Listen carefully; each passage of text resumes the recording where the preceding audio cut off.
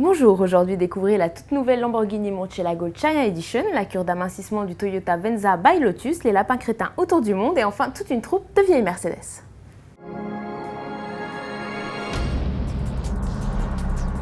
Après Ferrari, c'est au tour de Lamborghini de séduire le marché chinois avec une édition spéciale de la Murcielago LP 674 Super Veloce.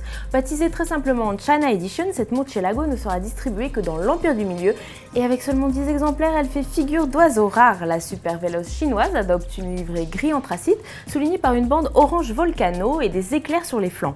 Une plaque numérotée identifiera l'exemplaire et comportera également le nom de l'heureux propriétaire.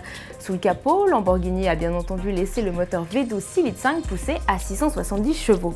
Avec un poids réduit de 100 kg comparé à une Murcielago LP 640, la Super Veloce atteint le 0 à 100 en seulement 3 secondes 2. Alors qu'elle est présentée au Salon de Pékin jusqu'au 2 mai, Lamborghini n'a communiqué aucun tarif de la LP 674 China Edition. La chasse au kilo, ce n'est pas que l'affaire de Lamborghini, c'est aussi celle de Lotus. La branche engineering du constructeur anglais a proposé une étude pour réduire drastiquement le poids des voitures de série. Lotus s'est basé sur les observations du département américain de l'énergie. Une baisse de 30% du poids réduit de 23% la consommation du véhicule, donc les émissions de CO2. Fort de ce principe et en prenant en compte la réalité économique, Lotus a décidé de s'attaquer au Toyota Venza. Le crossover japonais a vu son poids diminuer de 38%, sans le moteur bien sûr, pour un coût en hausse de seulement 3%. La recette miracle du régime Lotus ? Moins de pièces pour la carrosserie, 211 contre 400 précédemment, un assemblage repensé et des matériaux plus légers, aluminium ou composite. Ce projet pourrait selon les calculs de Lotus être mis en place sur les chaînes de production dès 2020. L'année dernière, ils avaient testé le Grand Scénic dans leur laboratoire secret avec des méthodes pour le moins innovantes. Cette année, ils remettent ça, mais cette fois avec une mise à l'épreuve grandeur nature. Les lapins crétins sont en effet partis faire le tour du monde avec le monospace et Renault, grand instigateur de toute cette opération, permet de suivre les pérégrinations des petites boules de poils sur son site internet.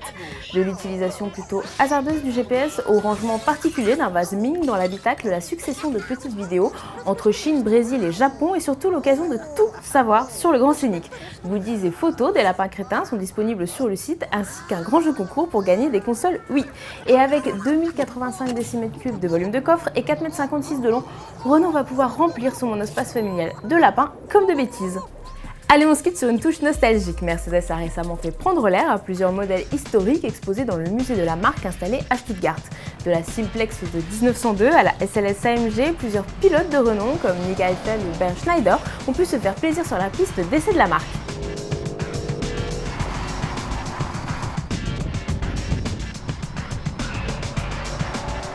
Allez, à demain sur autoplus.fr.